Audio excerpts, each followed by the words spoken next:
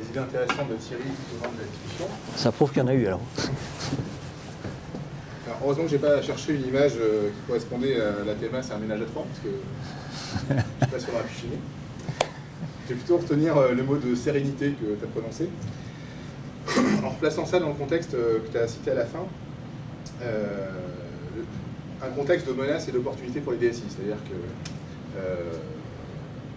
deux points, les métiers sortent, et moi je l'ai vu chez plusieurs clients, d'une décennie de projets CRM qui étaient souvent assez longs dans les grandes structures, avec un grand effet tunnel, une intégration assez forte, et des métiers pas forcément toujours satisfaits de leur CRM à la fin. Arrive désormais la technologie SaaS, le cloud, où on peut démarrer très vite des choses en mode un peu shadow IT.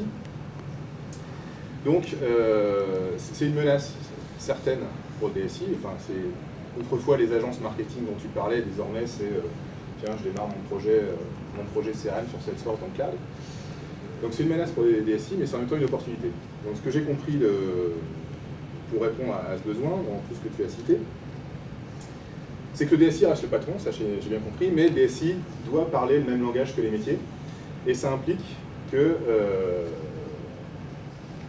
le DSI doit faire l'effort d'aller vers les métiers, peut-être se doter aussi de compétences fonctionnelles pour discuter avec eux, faire son propre marketing, c'est-à-dire faire la promotion de toutes les choses intelligentes qu'il fait et mieux l'expliquer à l'IT, parce que mieux l'expliquer au métier, c'est pas forcément connu.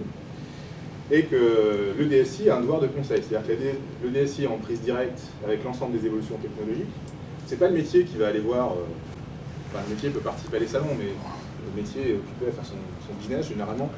Donc c'est au DSI de proposer les bonnes idées du moment au métier pour voir comment on peut transformer notre organisation en utilisant les meilleures organisations. Et dans ce contexte d'un DSI qui se retourne vers les métiers, c'est quand même plus simple quand on fait un focus sur la TMA, de le faire avec un partenaire, comme tu disais, de confiance. C'est-à-dire, dans ce contexte où la DSI doit faire l'effort d'aller vers les métiers, je pense que c'est important de trouver un partenaire qui comprend cet enjeu-là et qui peut-être lui aussi a une dimension fonctionnelle. Moi j'ai toujours vu que les TMA qui marchaient chez mes clients, c'est les TMA où il y a une dimension fonctionnelle forte.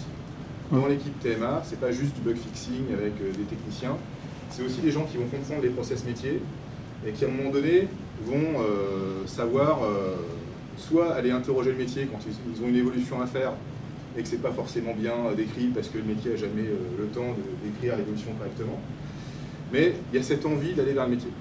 Là, c'est ce qu'on propose chez Sunse, c'est ce qu'on essaie de faire en retrouvant un peu de sérénité. Voilà. Merci à vous.